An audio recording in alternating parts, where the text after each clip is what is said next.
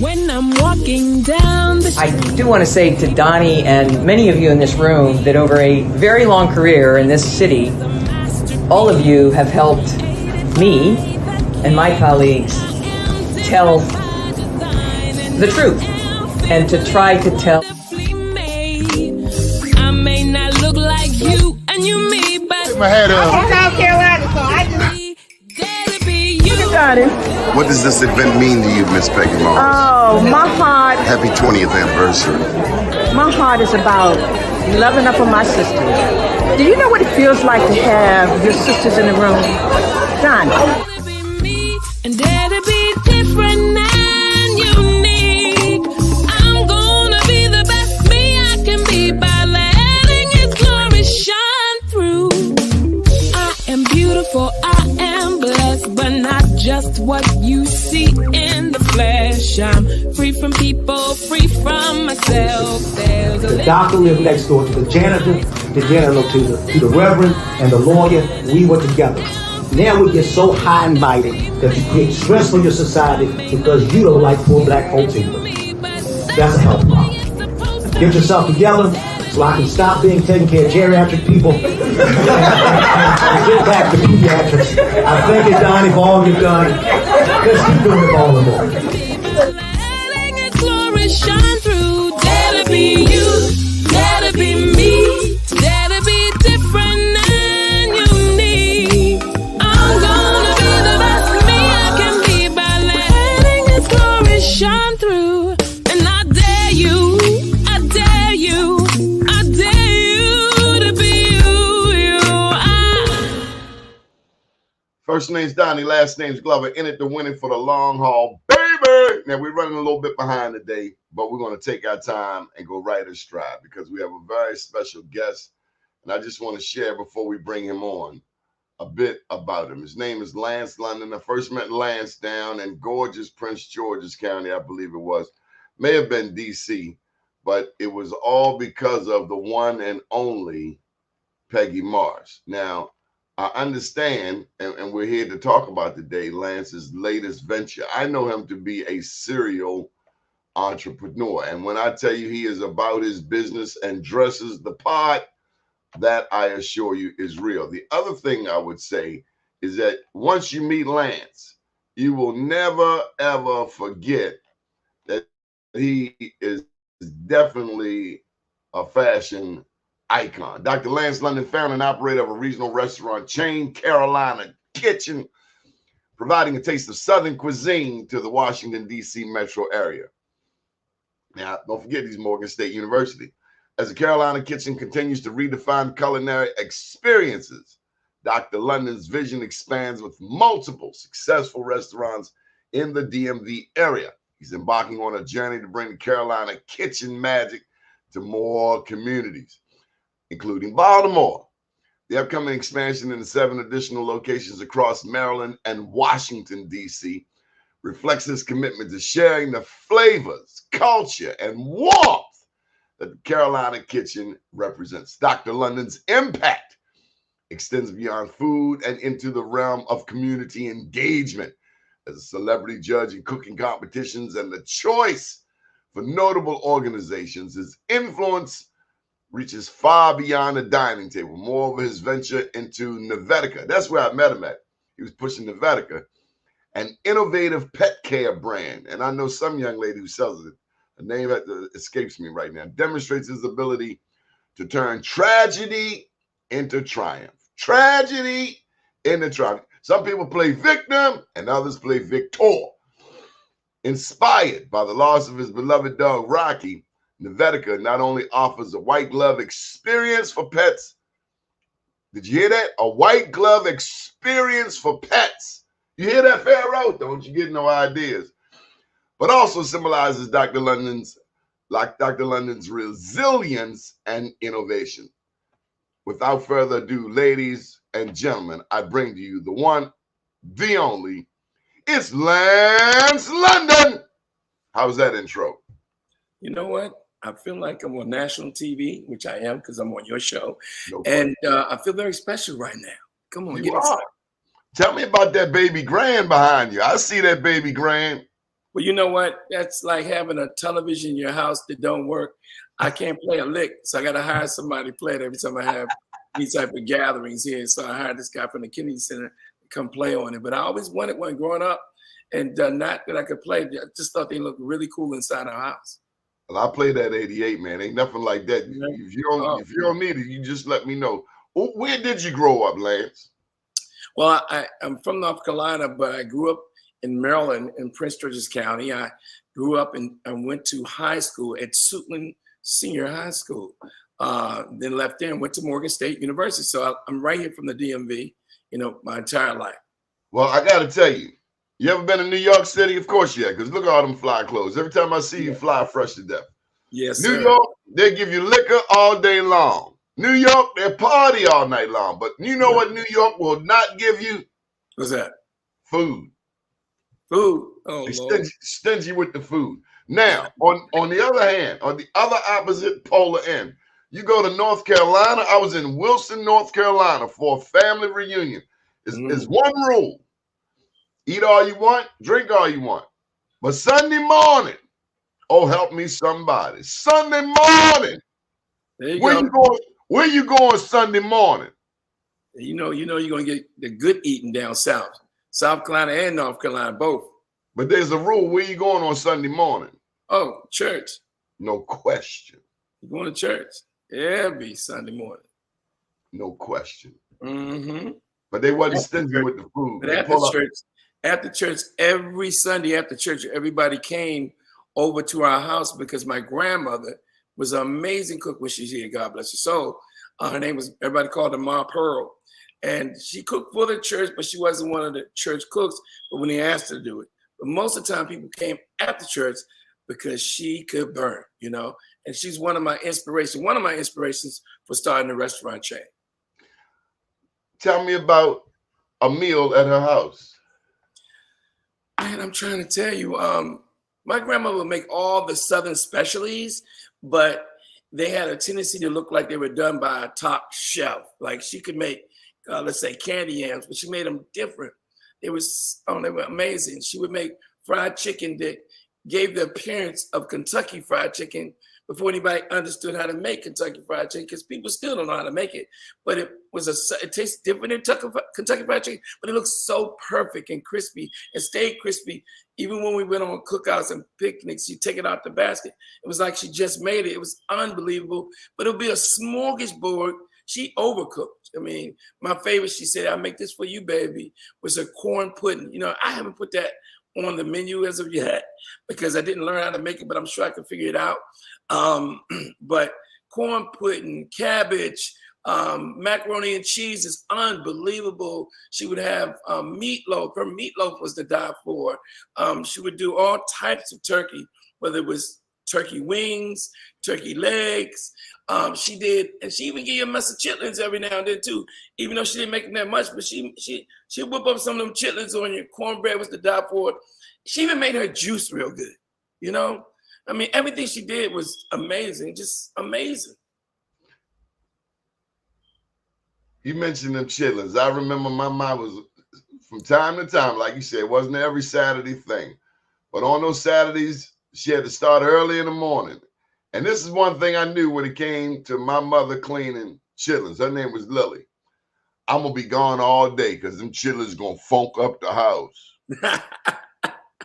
You don't know about that, do you, Lance? No about it. Yes, you got to clean them. Yes, indeed. We sell them now. We can't keep them in. Really? Oh, I can't. Oh, they stink. This and that. But that's some good eating right there. I understand. I'm just saying I had to leave the house as a young man. You're not gonna see me until it get dark. Yeah. But I remember the hog maws. You can't mention the chitlins and not mention the hog maws. Yeah, hog maws, pig feet, all that. That's a Southern thing. My father every summer would dig a hole in the ground and get a whole pig and cook it, roast it for 24 hours. And have a big event at the house. That's a Southern thing. We don't do that kind of stuff anymore.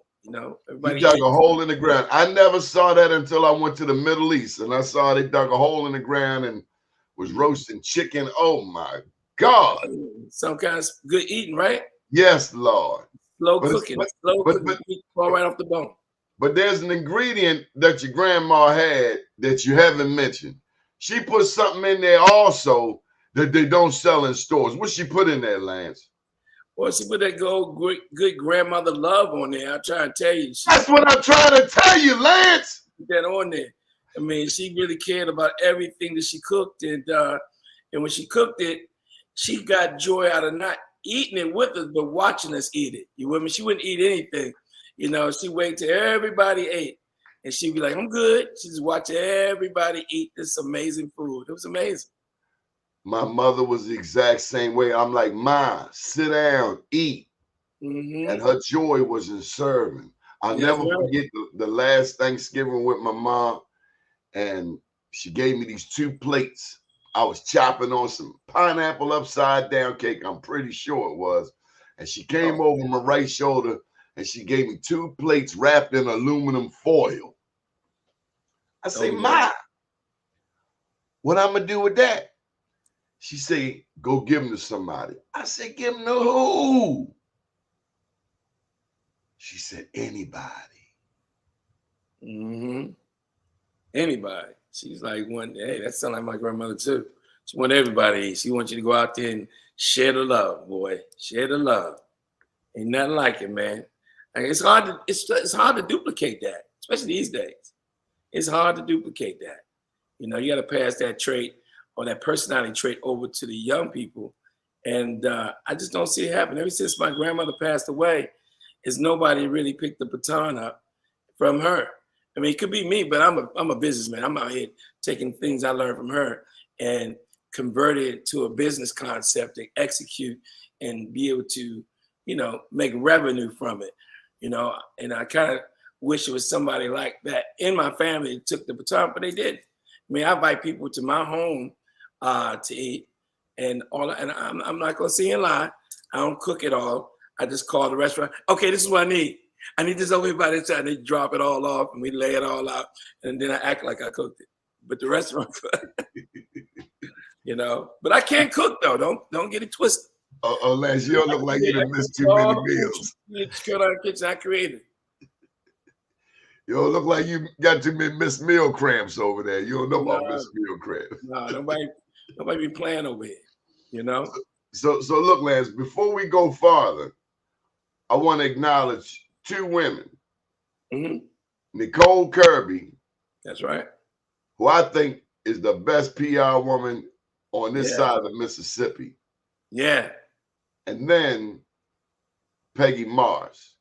Because I met you through Peggy Mars and Sisters for Sisters Network. Tell me about them 2 sisters. Well, I'll start with Miss Kirby. Miss Nicole Kirby is amazing. She's like the Energizer Bunny. She never stops working, never stops moving. And her main effort is not herself. She's one of the people who understand what my father told me. Through helping other people get what they want, you get what you want. So she's always uplifting other people and trying to bring to the spotlight, if you will, things that we do in our community. So those are doing something positive. She's really excited about putting them on a platform and utilizing all her experience and all her connections to bring people together. And that's what she do. I mean, on a daily, never ending, you know, never ending, always looking for another vehicle, if you will, to showcase African-American business people, you know, and show what they bring to the table. So she's absolutely amazing. And of course, we all love her, and she continues to do what she do. Now, and she paid Black people. She pays Black people. She paid them. That's her mission. You can tell it's in her blood. She can't stop it, you know. And some people, you know, you never know what your gift is. You never know what your calling is. You never know what God put you here for. And hopefully, in your lifetime, if you're out here listening today, you figure that out, you know. And every now and then, you know what, you could tell a person that figured it out, and I think she figured it out. That's her mission, okay? And Peggy, you know, she's put together an amazing organization of African-American women, leaders, if you will, that constantly give back.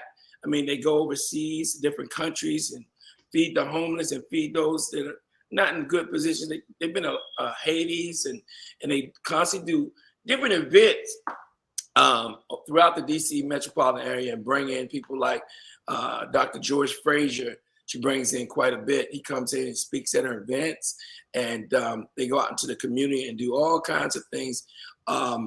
Miss Dr. Renee Allen introduced me to her, if you know Renee Allen. Dr. Renee Allen. Renee. Yes, that's right. That's the voice of the DMV. She introduced us, and we've been friends ever since. And I've been involved with a lot of different programs that they actually do here, not just here in the DMV, but all over the country. Now, I saw you recently at the Afro's Black Business Matters event, and Right. you were decked as always from head to toe. I ain't gonna forget them. I ain't forget them black and maroon shoes I saw you in. Oh, come But on. that's where I learned that you went to Morgan State University. And Yeah, I went to folks that Morgan. watch the show know I'm finishing up my master's there. How was your Morgan State University experience? And I'm telling you, I contribute a lot of the way that I am to my father. You know, he was an entrepreneur, and it wasn't easy when he came up. And he came up very poor, and he rose to prominence in business. And one of the things he always said was, "Son, I want you to be better than me." You know, I didn't graduate from high school. I had to work from the time I was 9 years old just to help take care of my household. I give you all these things. You don't have to worry about the lights cutting on and walking in the kitchen and getting something to eat, because I want to make you a better man than me. And the greatest thing you could ever do for me is be the first person in our family to go to college. Now, I wrestled. I was an incredible wrestler. You wrestled what weight? 145. Mm-hmm. Get out. Yes, sir. I was a beast. That's about my weight, boy. I hate to run into you on the mat. Yeah. I wrestled all over the country too. Junior Olympics, college wrestling, Olympic wrestling, just everything. But anyway, Morgan State came to call, and I saw Morgan State wrestling at a George Washington University tournament when I was in high school. And what turned me on about it, because wrestling is predominantly not a whole lot of African Americans dominating it. It's some in there, but it's predominantly European sport, and most tournaments I went to, I would be one of the only African Americans wrestling, but that's why I love winning, getting that gold medal or getting that trophy. You with me? And for me to sit at George Washington University and see this team come out in all orange singlets, buffed, and it was all African Americans that looked like me, and kick Penn State. George, they got first. I was like, I'm going there, And from that point, it was on my mind. So I went back to school, and I told everybody I could tell about my experience. And I got about 25 people together and went to my counselor's office and had them call Morgan State University and bring somebody up to tell us about Morgan State. I haven't talked about so much. And at that time, you remember VCR tapes used to be like this big. He brought the whole television and a VCR tape and showed us a video about Morgan State University. And not only, this is crazy, did I attend Morgan State University, because the wrestling coach came and got me, but I got about 24 people that was in that room also attended. So I kind of recruited them to go to Morgan. And when we get up there, you did recruit them. You were leading out of high school. Yes. That's leadership. Yep.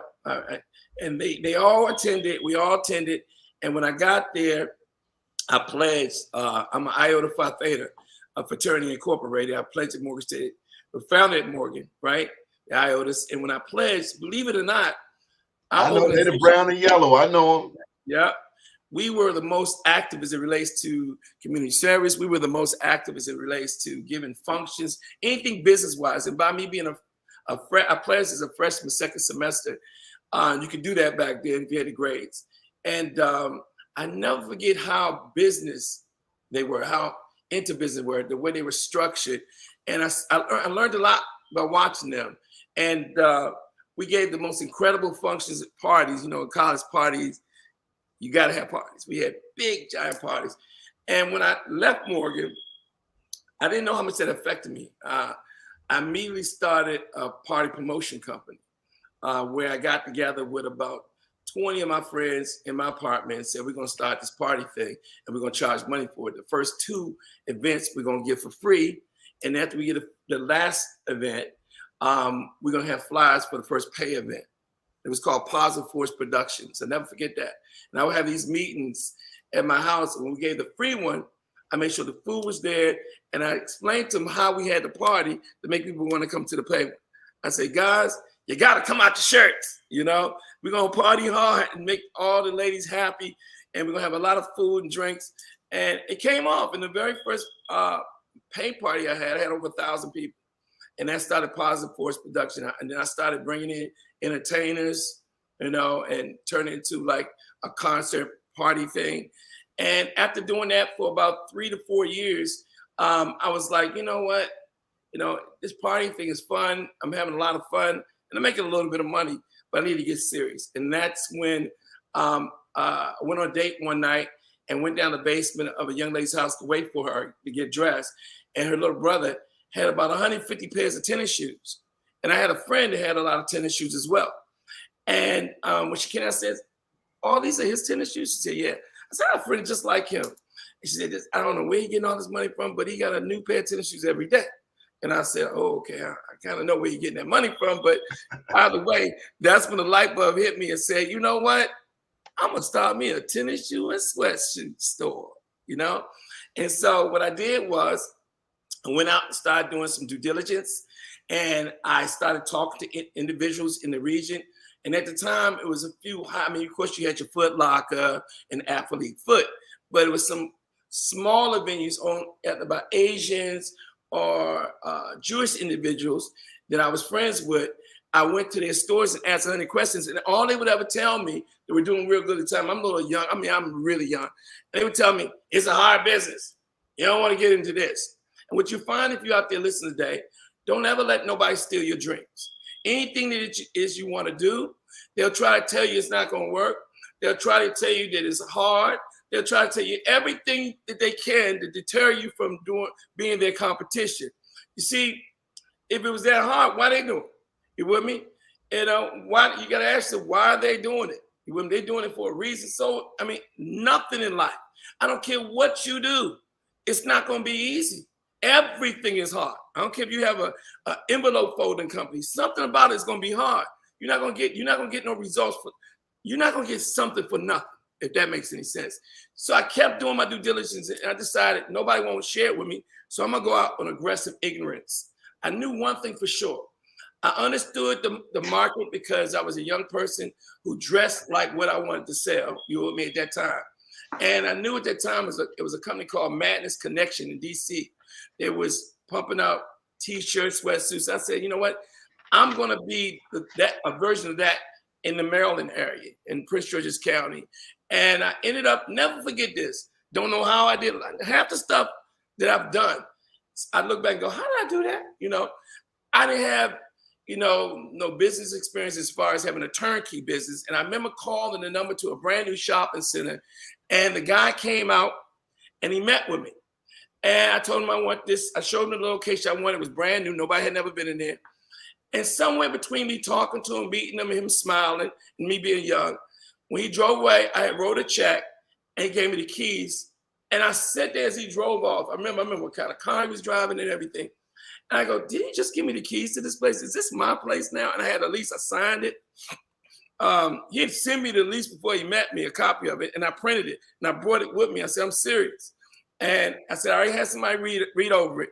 And I had my first place. Now, that was the first thing. Didn't have no idea how I was going to build it out. It was concrete, empty.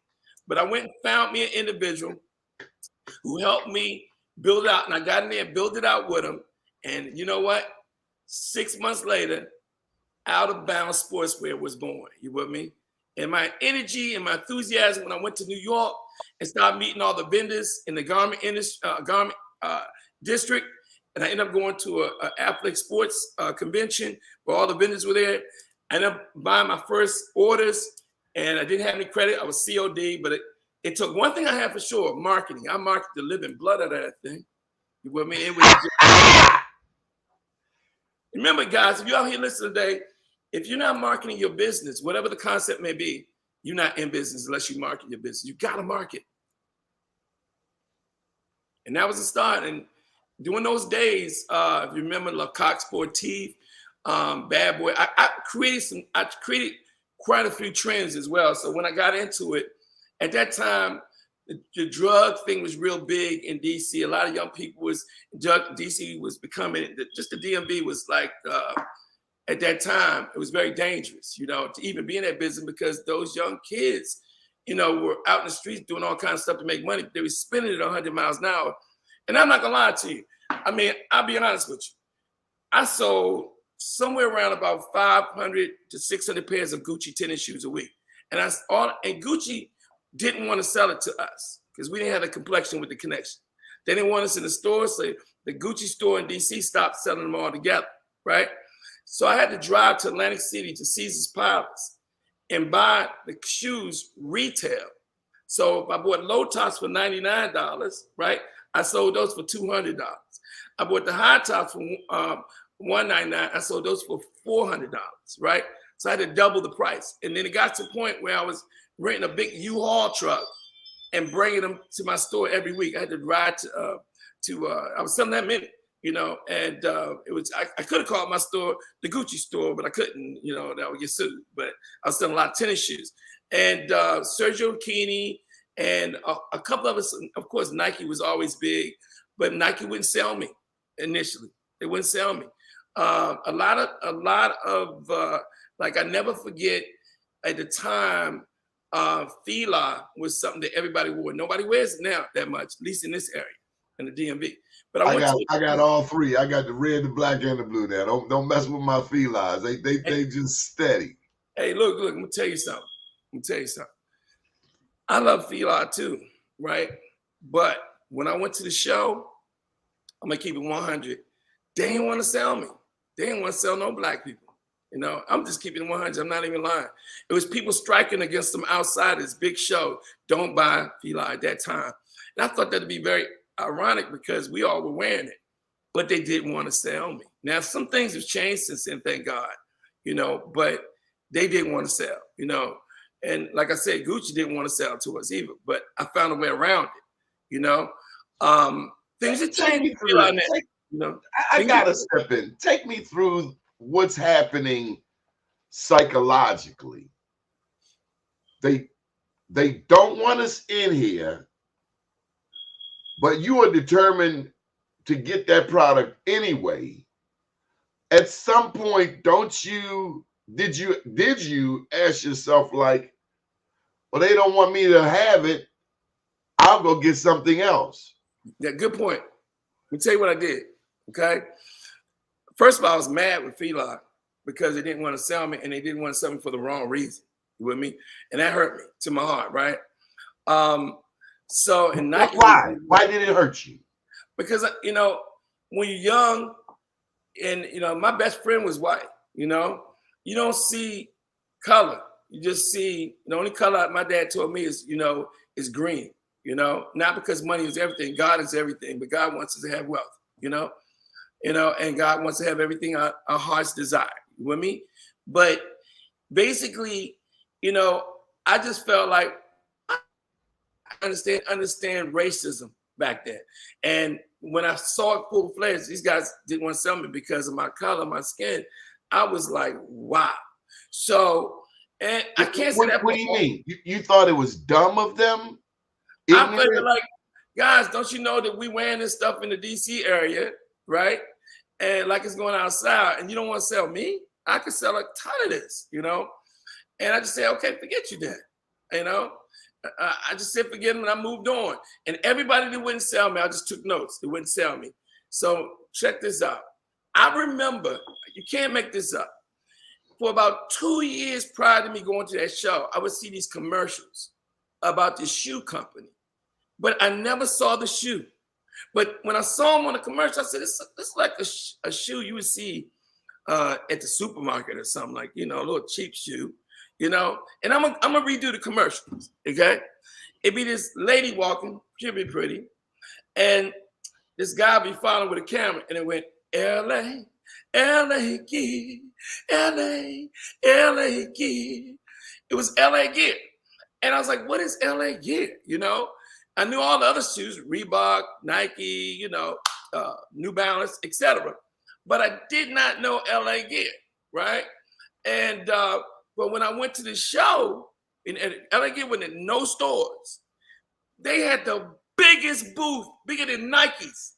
I was like, what? And I went in there, and believe it or not, they sold me. So the only tennis shoe I started out with was LA Gear.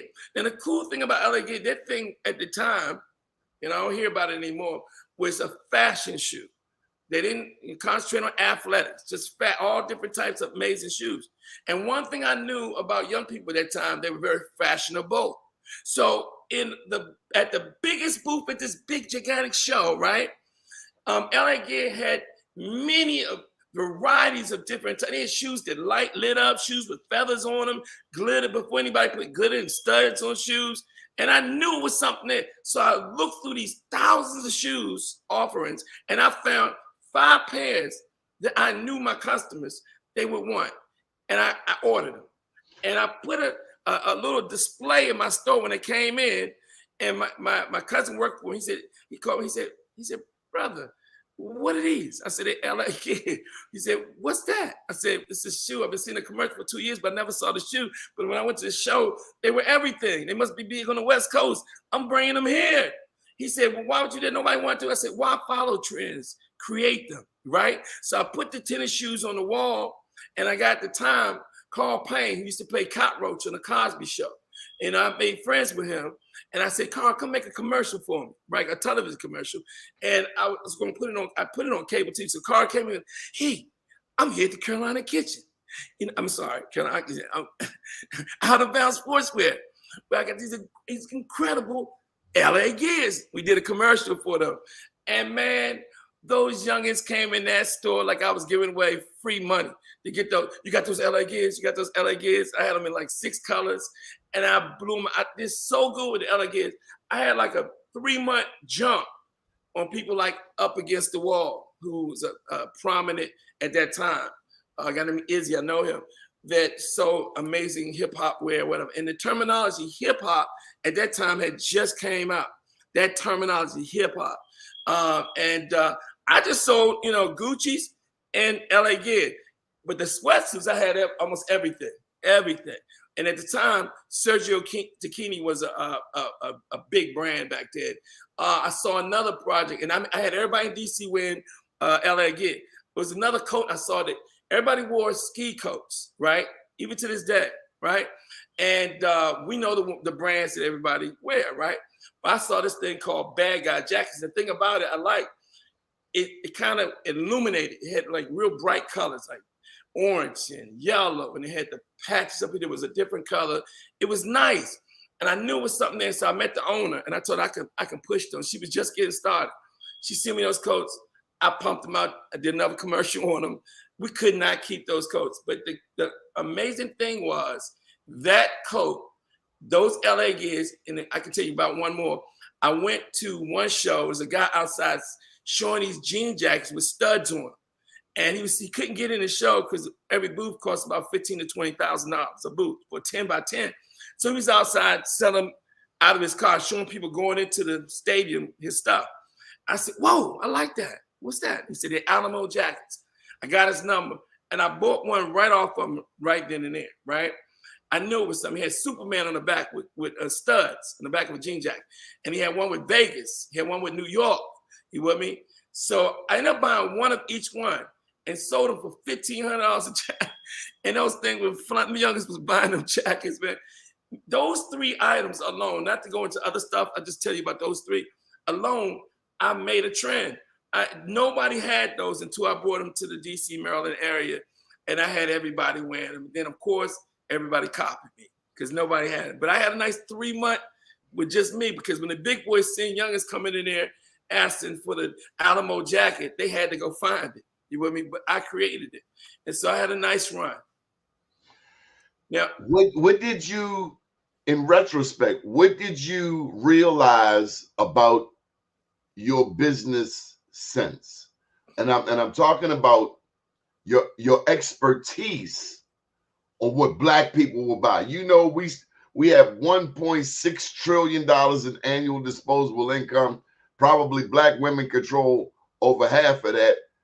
What did you, I mean, because your brain is going like a calculator from marketing to sales, but also in the midst of racism and discrimination. And I see you navigating, creating trends. Tell me about, in retrospect, what the younger Lance London serial entrepreneur mind was calculating. It, you know, it's funny. That's a good question. Back then, but the funny thing, I always say, even today, I said this to myself. I'm not gonna say I'm crazy. I'm not crazy, but I'm so crazy to think that there's nothing that I can't do that somebody else has already done. If somebody else has done it, I can do it too. So I was so naive to think, you know what? I don't care if all these people don't want to help me, keep telling me it's hard. I don't care if they don't want to sell me. I found the way to become successful. And by me being younger at that time, I knew what the fashions were. It wasn't like this older gentleman opening up who was more experienced or maybe been in retail for years and he decided to break away and start his own thing. I was a little puppy, but I knew what my peers were wearing, so I knew the styles and I knew what to get. Now, I made the terminology. Why follow fashion trends? Create them. You with me? You got to create your own trends. So because of that, the key to being successful in anything is not understanding what's going on now. The key to being successful is forecasting, understanding what's going to happen. Because if you, by the time you start doing what's going on now, it's changing to something else, right? One time, afros were in style. Then another time, waves were in style. Another time, process was in style. You know, clothing styles changed. Movie styles changed. Everything changed. So you got to understand when that change is going to occur. So you got to kind of forecast what you're going to buy. So because I understood my market, I kind of forecasted what I thought they would like. And you got to hit the nail on the head each and every time. So the younger me, I just made some good decisions. But something happened that I could not control back then that really took me down. And when you talk about, That's the term that you coined earlier. And I got to ask you, is this in your book? What's your book? Yeah. Oh, right now I have a sales book, right?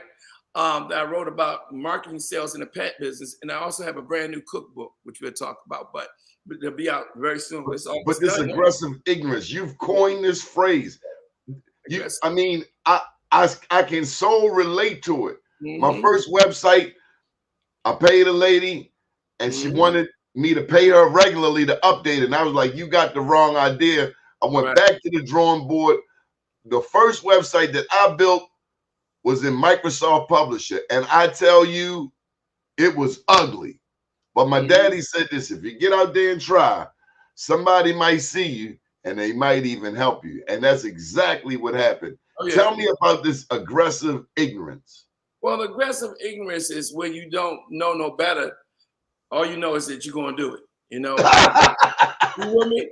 And you're not thinking about the obstacles. You're not thinking about the money, what you're going to need or what it's going to be. You're just going, I'm doing this. I'm doing it regardless. I'm going to make it happen. You with me? And you know, a lot of times, these are the things I say all the time. I don't know if the fear of success or the fear of failure that make people not act. I'm gonna say that again. I don't know if it's the fear of success or the fear of failure that makes people not take action. The one fundamental key that we all need to become successful is the ability, to act. And the definition of that, the word for that is personal power. Your ability to push yourself into action, right? But when you work on aggressive ignorance, you might not know all the things you need to know, but your aggression, your energy, your attitude, your belief overcomes that. And in time, the information, right?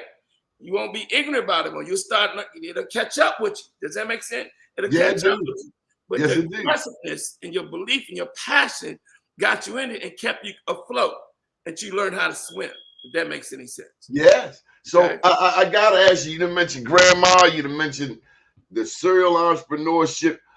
Did faith play a role in your career? Sir. Well, if you look at my Facebook, you follow me at Lance London on Facebook, you'll see, and the real Lance London on Instagram, and the official Carolina Kitchen for the restaurant. That's both of those are Instagram, right? You'll see after every post I put God first. You with me? Every day I get up in the morning before I share some crazy, incredible things with you, I get up, I grab the Bible, and I thank God for everything that God has. I mean, that piano wouldn't be right there. I wouldn't be sitting in this beautiful home. It's 10 hours. All the things that I've been able to achieve is because of God. Now, of course, I had some great guidance with my father and my grandma, my moms. You know, they all guided me, and some key people in my life that I met. I think that some of the things that happened to me happened because of association and people that you meet. You with me? Things people don't realize, you know, somewhere down the line, somebody you're going to meet is going to help you take your life to the next level. Nobody is that good that they can create. I mean, God is the ultimate power. And I told you, God wants us all to have success and wealth in our lives. But during the course of your life, you have to realize that God is going to place somebody in your space. And when that person comes in your space, you have to be open enough to see who that is and respond to it, not ignore it. You with me? Not ignore it, because see, a lot of times when these people come, we don't see it and we do nothing about it. But looking back, I can think about 3 people that I met who changed my life. You with me? It's just when I look back and I think, well, what if I would have pissed them off? What if I didn't respond? What if I didn't act on it? I would have never seen the rewards and the blessings that came after the knowledge and association with that person, because it would have never been there. That would have never happened. Does that make sense? So understand, when something, even if it seems difficult, when somebody who comes in your space who can help you, be humble and listen and put yourself in a position to take that knowledge and turn it into your reality. If that makes any sense. Lance, you like a motivational. You are a motivational speaker. You like the Black Zig Ziglar. I mean, Willie Jolly bad, but damn, Willie Jolly got the hate when you come in. Here come Lance London, Mr. Showtime. I mean, where does it come from, Lance? It's like you selling cars, like you selling Lamborghinis and million dollar homes. Where is this je ne sais quoi come from? I think that after many years of trial and failure and many years of being involved, like, you know, remember I said earlier, everybody has their purpose. You know, I still think of myself as a very young man. I think I have a lot to do. And I say all the time that I'm going to live to at least 167 years old. And people laugh. I said, I'm dead serious. First of all, technology, as far as healthcare, is a lot better. Now, I know that I'm not eating all the way like I should, but I don't eat that bad, right? And I do have a personal trainer because I understand health is wealth. You with me? But I really truly feel with the technology they have, we're starting to live older and older and older. And when we were born, you know, we still see our friends. As you get older, you see your friends start to perish. And I think that when you're lethargic, you start dying. Automatic. That's why when people retire, they're not as active, and shortly thereafter they're gone. But when they're busy and stay busy, you keep the mind busy, you stay here a little longer. But here's my point. I think that God has put me here to let people know that was up here about what happened back here. And I'm gonna try to keep my health, you know, strong enough to 160 to be able to share that with them. Now, I ultimately will say that I will go on to live forever. Now, that's a hard journey. That's a strong statement. Well, you must be crazy. How you going to live forever? Yeah, you can live forever. Guess what? The way you live forever is make sure that every millisecond that you're on this earth, when you of the right mind and have level thinking, do all you can to make sure that your existence is one that's going to leave not just a legacy, but help millions of people. Try to go. The more people, my father said, through helping other people get what they want, you'll get what you want, right? So if you spend every millisecond, think about not yourself, but other people and what you could do to help society, right? In time, I guarantee, for instance, I'm going to tell you something. Martin Luther King wasn't the richest man, but guess what? Because of what he did for us, you know what I mean? It allowed me to be in this home right here. But what he did for us, it allows us to drink out of the water fountain and go into, you know, it's still racism, but he did a wonderful thing for us. He wasn't the richest man, but because of what he did, right? He will live forever. My kids, even though I don't have none yet, my kids will know who Martin Luther King is. So I take that theory, right, and go, well, what? I'm not saying I'm Martin Luther King. My vehicle or my blessing might be something else, like the Carolina Kitchen and things I'm doing to help other people get in business, if that makes any sense.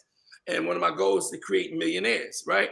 And I've created quite a few, but I want to create 100 millionaires. That's my goal in life. But here's the thing. If I do enough, right? Not when I do enough, not if I do enough, I will be known from now, long after I'm gone, after 167 years, my name should still be here in what I've done.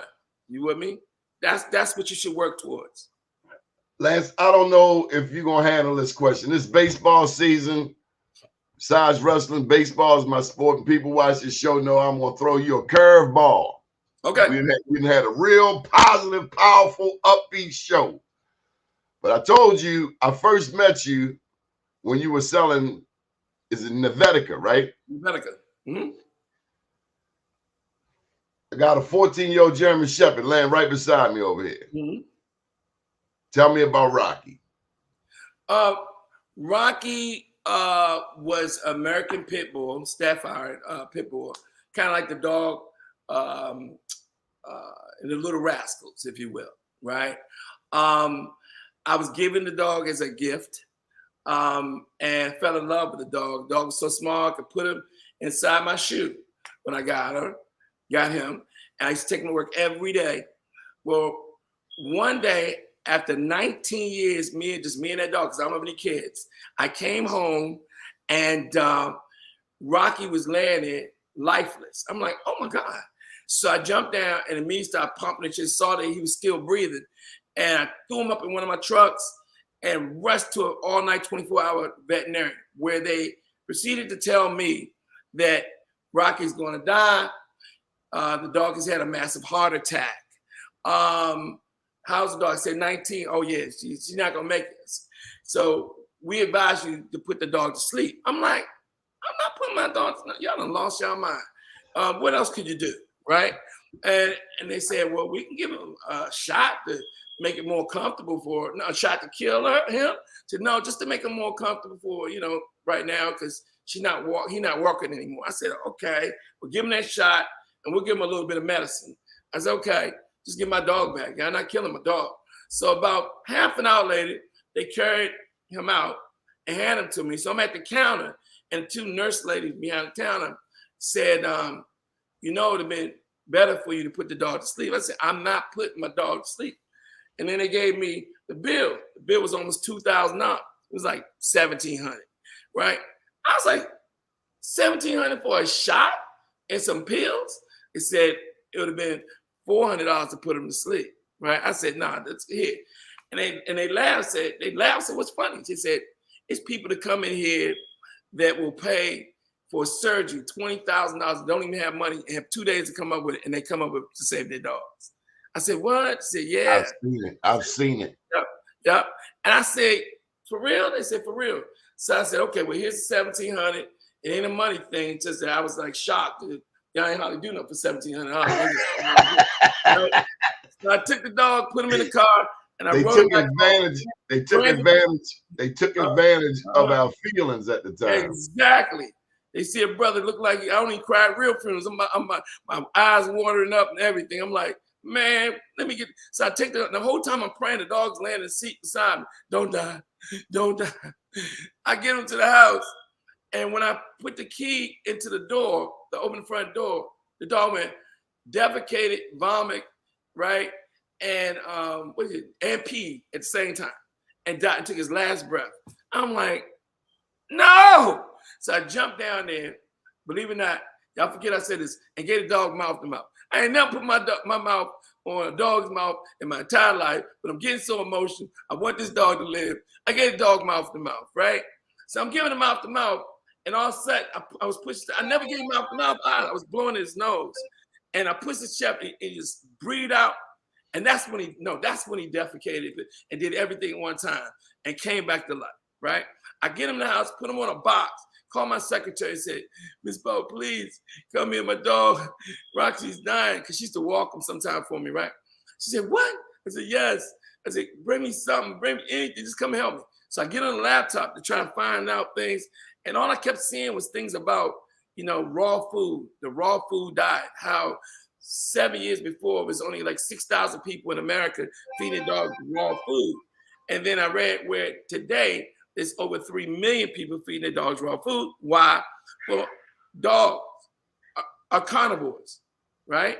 Mm-hmm. And carnivores, what are the food, like our thing, we have these different food groups. Dogs and carnivores, they like raw, wet meat. So I kept reading. So I called back to my secretary, bring me some hamburger, bring me some raw chicken from one of my restaurants, get it here now. And she got it there. And when she got it there, he wouldn't eat or drink. But when I gave him that raw hamburger, he ate it, rolled his head over and ate it. And the next day, when I woke up, he stumbled up and he was walking. But this is the thing. I don't get it twisted. He was walking like Fred Sanford, but he still was walking, right?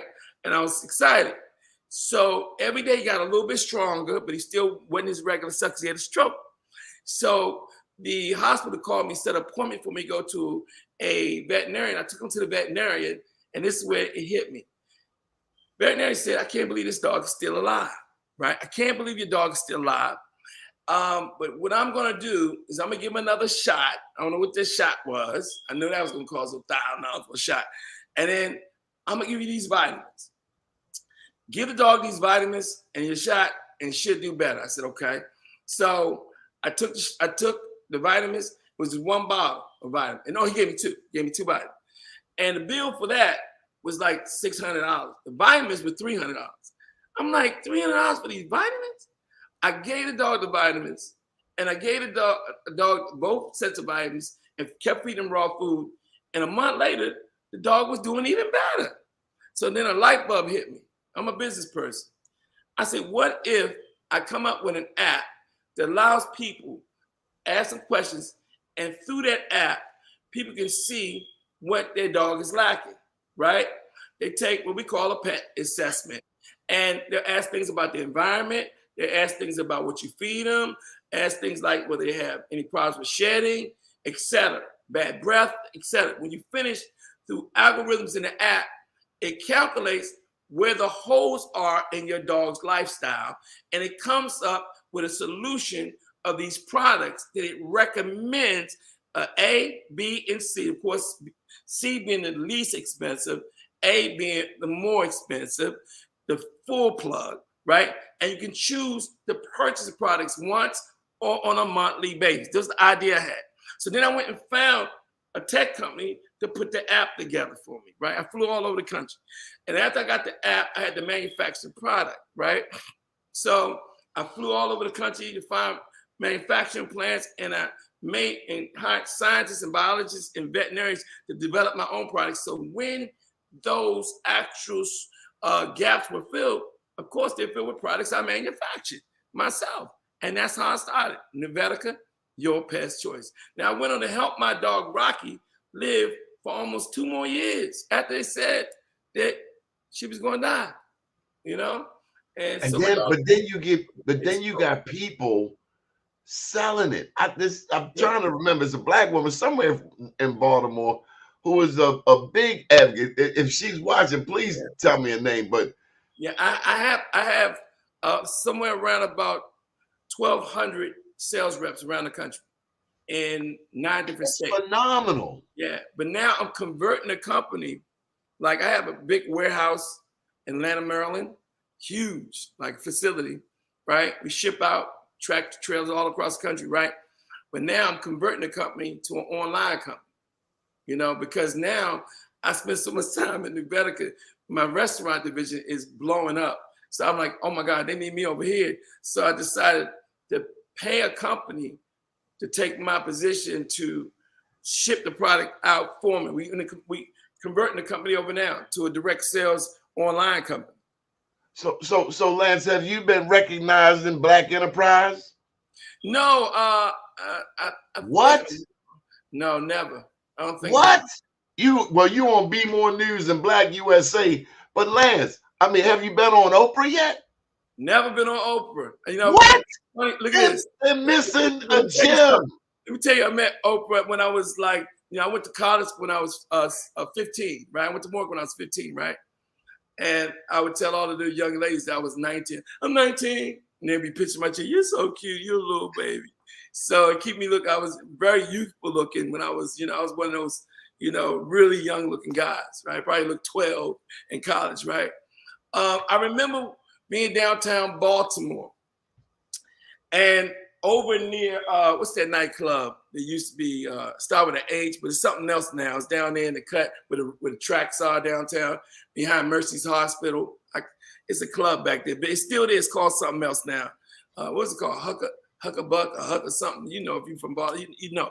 Anyway, I was right around there. I can't tell you what I was doing there because I was a freshman or a sophomore in college, and I crossed the street and I seen a News Channel 13 truck.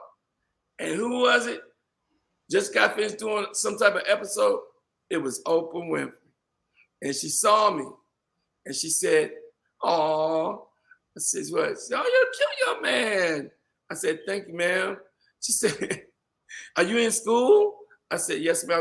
I'm going to Morgan State University." "That's good. You stay in school. You hear me? And you're going to grow up to be something." I'm so proud. You stay in school. We were right in the middle of the thing when she saw me. And I can always say I met her, but I was a little young boy. That's when I met Oprah. She worked at News Channel 13 at the time in Baltimore.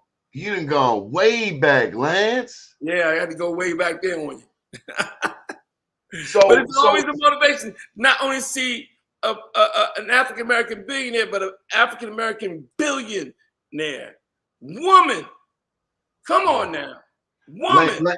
Lance, Carolina Kitchen, we understand it's coming to the area in a few months. Where do you want it to be? Well, for the last, I'll say, 10 to 12 years, we've been getting about 2,000 to 3,000 Baltimore clients, customers coming up to the DMV, the D.C. area, where Prince George's County, Carolina Kitchen, D.C. Carolina Kitchens, frequenting the Carolina Kitchen. And it's so amazing to walk through Carolina Kitchen and stop past the table and shake hands. And somebody say, "I'm from Baltimore." The next table, "We're from Baltimore too." "Hey, we from Baltimore too." "Hey, we from Baltimore too."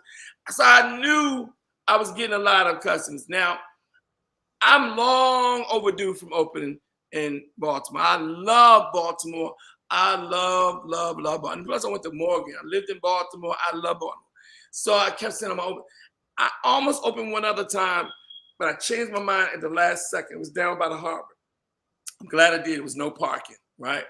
So I get a phone call from a major shopping center organization who said that we had an executive eat at your restaurant. We're real interested in you opening here. And they showed me something that used to be Don Pablo's in Owens Mills in the restaurant corridor. And it was huge. And I figured, okay, I'm gonna open this restaurant. I'm gonna spend about $4 or $5 million, and I'm gonna make it so big. I'm gonna have entertainment, have jazz, blah, blah, blah, blah. But when I went and brought my construction team there, I found that the building needed a lot of work. The roof was shot, the grease trap needed to be moved. It was a lot of stuff that needed to be done. So even though they gave me a lot of money, it needed millions of dollars of work before I even started working on it, right? So I made an executive decision and I backed out the deal. I said, I'm not doing this. It don't make sense. We will give you cheaper rent. And they did bring the rent way, way down. Too late because they was trying to sell you. They was trying to oversell something that they should have been honest with up front. They should have known your reputation and they should have worked with you. But you do know that Morgan has redone that whole Northwood thing. Have you seen it? Yeah. But let me say this. I'm going back to this project. I'll tell you, they actually tried their best to still get me though. They gave me 2 years free rent. They gave me really low rent and gave me a big wad of money that is well over $1 million and gave me a free $65,000 liquor license. So they did everything they could. That's not bad. Because the liquor license can be problematic. Right. Well, but it is, we're going to have a bar. It's a big spot. So I went on and still turned it down, right? So right now I'm opening a bunch of restaurants. So some months that went past, and I really like the center. It's in Owens Mill. And I ain't gonna lie to you, they were being fair. There wasn't nothing they did that was unfair. They called me and said, look, we got a spot. We hold it for you. We really want you to be a part of this project. The only thing is it wasn't that big of a spot. But I drove down there and looked at it. It was right by the movie theater in Owens Mills. Yeah, but it's changing up there. It's beautiful up there. It's beautiful. Yeah, but things have changed. Remember, they had a big mall, right? And that closed all the way down, and then they shifted it a little bit over, and they did it more of a strip mall type of thing. Right. So that's the new thing. Malls, things change. How we talk about hairstyles change, clothing style type move. Well, you know what? Who would have thought? Blockbusters to be gone. Things change. We don't even use home phones anymore. We use our cell phones. Guess what? Malls are done. They're closing down all across America. Thank God for Owens Mills Mall. They figured out years ago, and they knocked that mall down over 10, 12 years ago, maybe longer. And then they came up with the concept, the open, shopping thing is the thing now. So they did it. They converted it. You got a Costco, right? I could touch Costco front door. From a restaurant perspective, that brings you crazy business because they keep 1,000 cars in front of it. You with me? And they hungry. You with me? They come out of it, right? I got great, I got nationals all around me. And of course, then you have me. So I'm opening in Owens Mill, and I'm excited about it. So I'm hearing you say from a business. It'll be opening in 2 months. 2 months. Beautiful. So as you pick locations, I ask people from time to time from a business perspective, what is McDonald's #1 product? And they say French fries, they say hamburgers. Their #1 product is real estate. Real estate. It's not price. It's number one. What is McDonald's #1 business? It's not food. It's real estate. They own 98% of every building that they in. So they're the largest real estate company in the world. So as you pick a location, I'm seeing also your thoughts. I see your thinking similar to what I see in Starbucks, because they won't put a Starbucks just any old place. They won't put two close together, and they don't necessarily want to be in the strip mall. They may want to be on the periphery of the strip mall. Well, funny you should say that. Let's give another tip to those out there interested in opening either a restaurant, any kind of retail outlet. Companies spend literally hundreds of millions of dollars doing research on location or locating a spot. One of the ways that you can overcome that and not get a spot that'll end you up out of business, you know what I mean? Because location is piggybacking those like Starbucks. They spend millions. So you find a Starbucks. If Starbucks is there, you're good. You with me? If Chick-fil-A is there, you're good. Those are two ones I look at the most. If Chipotle's is there, you're good. You with me? I always find those people to let them spend the money, kind of like a Formula 1 race or any kind of stock race. You want to do what? You get back and you drift, they say. You get behind that car and you can go fast. They breaking the wind for you. Then you spring out in front of them. Does it make sense?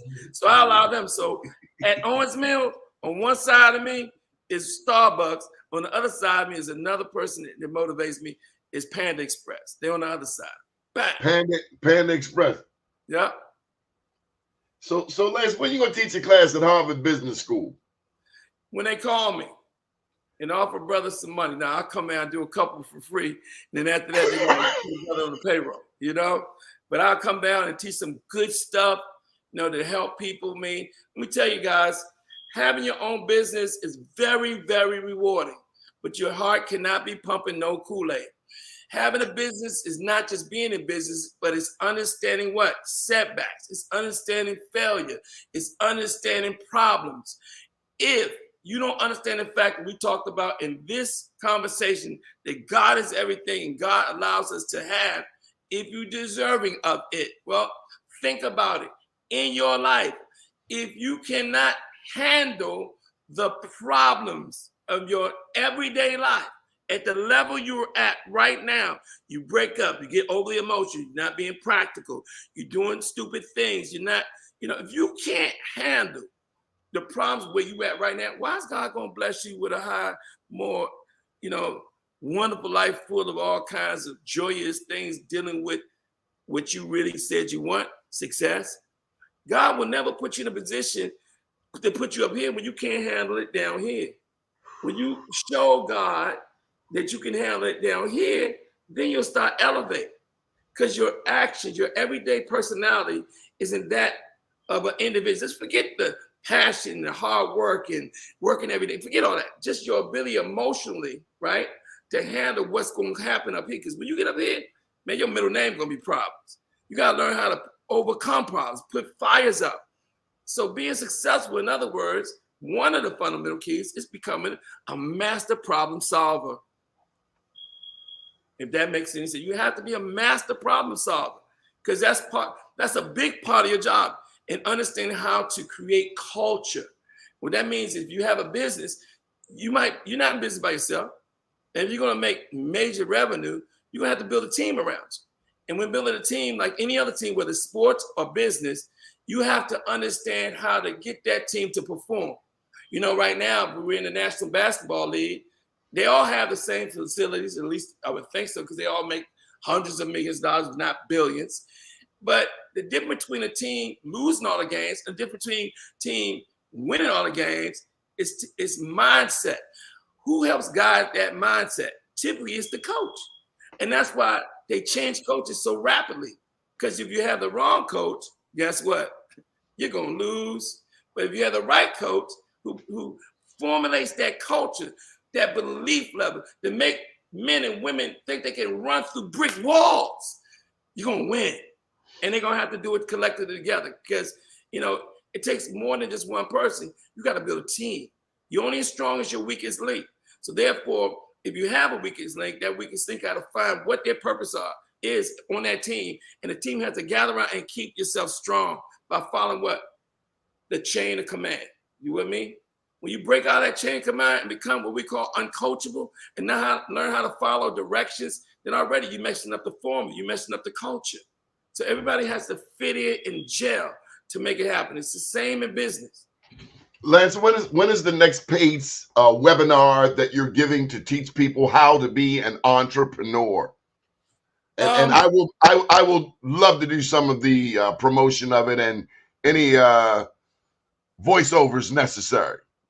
Well, we talked about it, but our wonderful friend that brought us together today, she's working on it. I can see her thinking. Yep. Nicole Kirby. It's different things that need to be taught that I've learned. You with me? It does no good. I hate when people hold information, don't want to share the love. That's not good. So afraid somebody else going to get there. I want people to be better than me. My daddy said it like this. He said, with a closed hand, nothing gets in, nothing gets out. With an open hand, there are endless possibilities. The moral to the story is help somebody, especially in our community. That's One thing I don't like hearing is when Black people say so many negative things about other Black people, or that we don't stick together. Lance, we are only 15% of the United States population, but every industry that we get into, even ones that people had to kick the door down like you, they didn't want to sell you this product because you ended up outselling them on their own product. We are only 15% of the population, but we have dominated every industry we've gotten into, including hockey. Whatever we get into. That's right. Whenever, and that's the fear, that when we get in, we're going to take over. We influence jazz, it's influenced every genre of music. You with me? We influence everything that we do. We influence all these women out here getting lips and our people, they just want to exceed their butt jobs and all this other stuff. But the African American body, African American ability is something to really admire. And I think that the mental state of individuals that try to tell us that we're not great or tell us that we're not as good. And if you're weak enough to believe that, I don't believe all that. I don't pay no attention, none.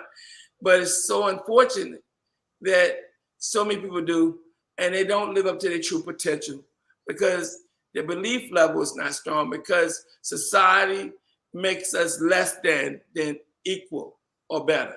But in reality, its proof is in the pudding. There's so many things that say that we're great.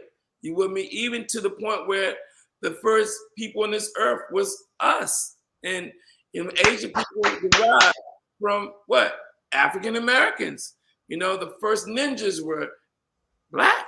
You with me? Fashion came from Africa. No question. Gators was in France, hundreds of years ago when they wore gator shoes. What? It's no alligators in Italy. They had to come from the Moors. The Moors brought them there. Yes, sir. Yes, sir. You with me? So there's so many things that you have to do your due diligence and do your research, and you understand that we all owe it to the ones that came before us and the ones that's after us to do all we can to become great. Lance, I got one last question for you. How important is the give back? And if you, and I know you are the man you say you are, at some point you understand the give back. Yes. Well, I think that, and this is something that you probably never thought, not you, but people in the audience, you ever notice when people start to get very wealthy, they start all types of giving back to the community, nonprofits and different organizations to give back because they feel guilty. They feel guilty. They know that love and that blessing might stop unless they look at themselves in the mirror and go, it's time to give back. You ever notice even like the billionaires, like Warren Buffett and Stephen Jobs? I mean, it's not Stephen Jobs, Warren Buffett and Microsoft president. I forgot his name, but Bill Gates. They're giving away their whole fortunes. They're not even giving it to their kids. With me, it's very important to give back. You with me? Money's not everything. God is everything. With me? Your family is everything. Your health is everything. Then let's go make some money. Okay? You'll realize when you die, you're gonna leave this earth with exactly what you came in here with, nothing. So all the wealth and stuff is cool. Wealth and money makes things a little easier. I'm not gonna lie, I like being able to get off this show and go jump in my pool real quick. You with me? Not go to the gym, but go to one of my 2 gyms here in my home. You with me? I love that. You with me? It's a blessing. Now, I'll say that to impress anybody, but to press upon you, you can have all the material things in the world, but deep down inside, that's not really what makes you happy. What'll make you happy is like what I feel when I feed, 700-800 people to 1,000 people on Thanksgiving, people that didn't know where they was going to eat for Thanksgiving, and just give away thousands and thousands of dollars worth of food for free. What makes me feel good when I see young kids, playing with the toys that I have, like all kinds of toy fundraising. I get all these toys and I put a bunch of it into, and I dress up like Santa Claus, and I went to Children's Hospital, Ronald McDonald's house, homeless shelters, and give this stuff in these underprivileged neighborhoods I go to, and they know we coming. I'm dressed like Santa Claus. We open the truck, and then I don't know how I have, within 10 minutes, it's 500 kids. It's amazing, right? And I'm giving out gifts to all the kids in the hood. And man, that feeling right there, that I can say the only thing to get equal that is, and I say all the time, well, what is the end goal? Well, I say a lot of times I want to create 100 millionaires, and I'm doing it.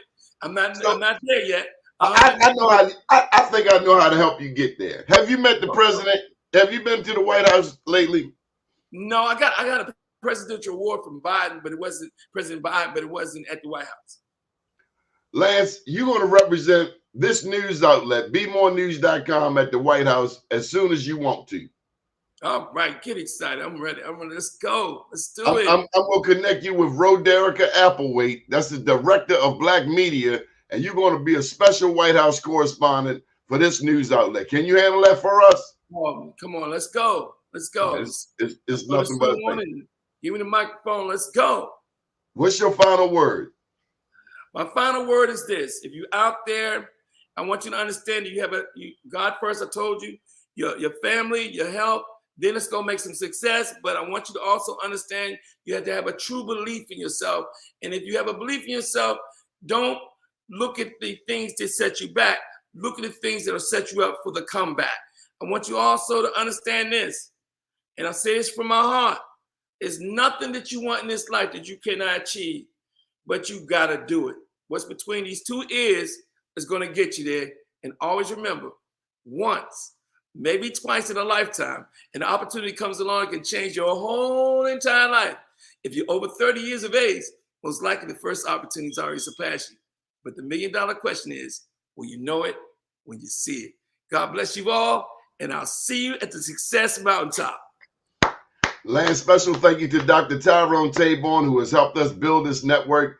Dr. Tyrone Taborn founded the Black Engineer of the Year Awards. He's been doing it for 39 years across the country, and this show is being featured on his platform in the metaverse, STEM City, USA. Thank you, everyone, for joining us. Thank you, Nicole Kirby. Good morning, world.